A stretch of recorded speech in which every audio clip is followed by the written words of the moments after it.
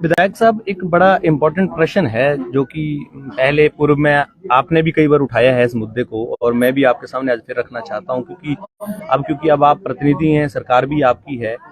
पिछले कई सालों से बड़सर को अल्ट्रासाउंड की मशीन तो मिली, लेकिन रेडियोलॉजिस्ट नहीं मिला।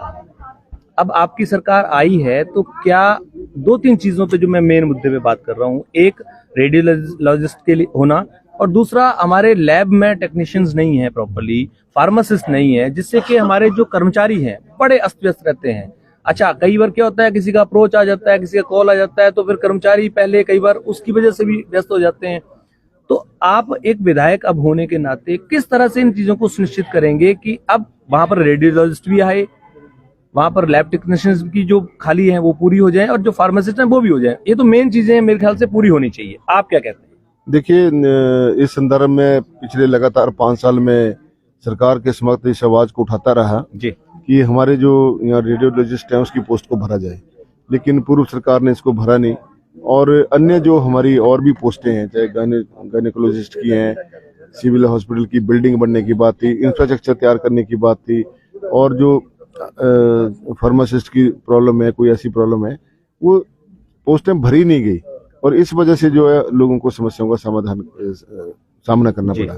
और सबसे बड़ी बात है, अब प्राइवेट सेक्टर में लोग जाते हैं, वहाँ उनको भारी पैसा देना पड़ता है, तो चांदी तो प्राइवेट सेक्टर वालों की हो रही है, और जो हमारे गवर्नमेंट के संस्थान है, इतना पैसा हम लोगों ने खर्च किया हुआ है, मशीनों के ऊपर खर्च किया हुआ है, और उनको चलाने के लिए यदि कोई व्यक्ति ना मिले तो ये दुर्भाग्यपूर्ण है। और अभी मुख्यमंत्री महोदय से मेरी बात हुई थी, तो उन्होंने कहा है कि क्रमवार तरीके से जो है इन सभी पोस्टों को हम फिल करेंगे, ताकि लोगों को जो है समस्याओं का सामना न करना पड़े।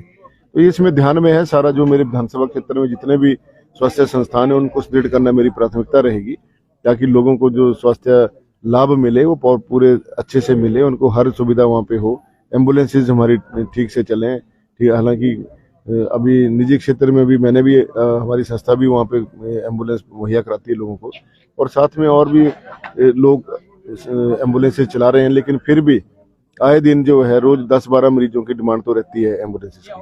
तो इसको भी सुदृढ़ करने की जरूरत है, क्योंकि अब जिस तेजी से जो है बीमारियां बढ़ रही हैं, उस तेजी से स्वास्थ्य संस्थानों को सुदृढ़ करने की जरूरत है।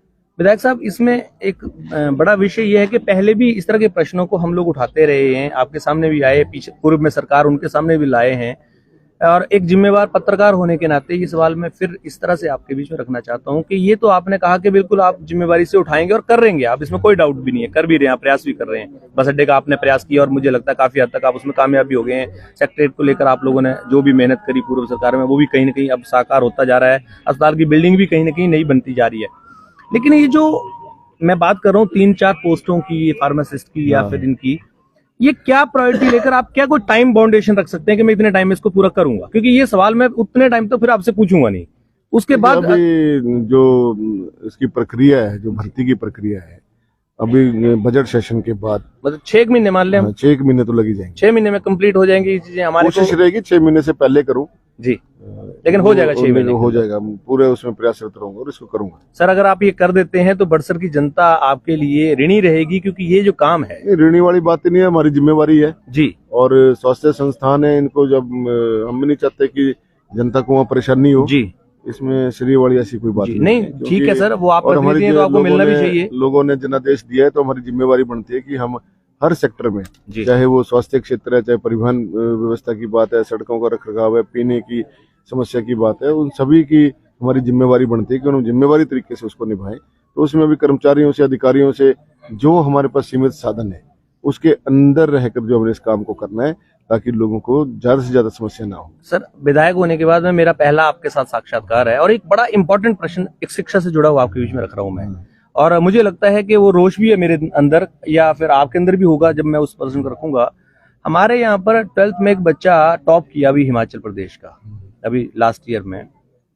उस बच्चे को अभी 26 जनवरी का भी कार्यक्रम किया गया, सब जगह किया गया, लेकिन उस बच्चे को वहां इन्वाइट नहीं किया गया। ऐसा क्यों ऐसा हुआ कि वो बच्चा जब पूरे प्रदेश को एक मॉडल प्रेजेंट करता है, उसने वो टॉप किया गया, पूरे टॉपर रहा, तो क्यों उस बच्चे को वहां पर नहीं बुलाया गया था? क्या रीजन रहा था? क्या कोई गलती हुई या क्या लापरवाही हुई? ये तो मेरी जानकारी में नहीं है, ना ही मेरे से किसी ने संपर्क किया इस बारे में जी।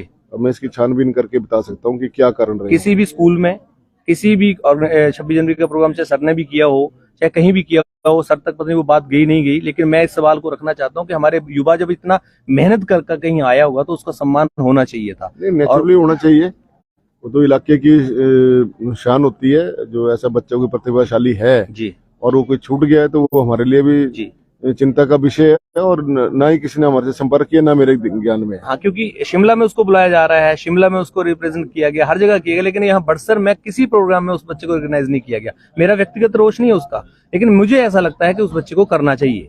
तो कर रहे आप इस पे भविष्य में जब कोई ऐसा कार्यक्रम होगा तो विशेष ध्यान आप ध्यान रखेंगे इस बात का, और मैं चाहूंगा कि अगर उनका एड्रेस आपके हाँ, मैं पास डिटेल है दे दूंगा आपको, तो मुझे डिटेल में दें। उनको हम धन्यवाद प्रस्ताव भी भेजेंगे, जी बधाई संदेश भी देंगे, और आने वाले समय में अभी कार्यक्रम बहुत होने हैं, वहाँ उनको सम्मानित भी करेंगे। जी सर, बहुत बहुत धन्यवाद आपका। तो हमने आपके बीच में विधायक इंद्र लखनपाल जी से कुछ मुद्दे जो यहाँ के हैं उन पे बात की, और बिल्कुल सही बात है, सवाल तो जो मुद्दा है वो उनके ध्यान में लाना पड़ेगा, क्योंकि ऐसा जरूरी नहीं है कि हम सिर्फ खबरों भी बात करें, हम बात कर रहे हैं उन मुद्दों पे। हमारा जो प्रतिभा है समाज में, हमारे जो युवा हैं, अगर वो प्रेरित होंगे, उनको अगर अच्छे मोटिवेशन मिलेगा तो और बच्चों को एक मैसेज मिलेगा, उनको भी कहीं ना कहीं अप्रिसिएशन के साथ में एक आगे बढ़ने का मौका मिलेगा। तो बहरहाल जीवनसार न्यूज के साथ आप बने, और आज मैं आपको लेकर चल रहा था जंजैनी के इस रेड क्रॉस सोसाइटी द्वारा लगाए गए स्वास्थ्य जांच शिविर में।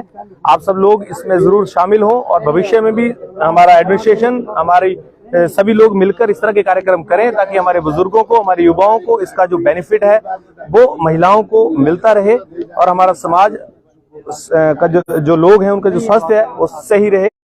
और आप सब लोग इस तरह से बने रहे। Thank you very much.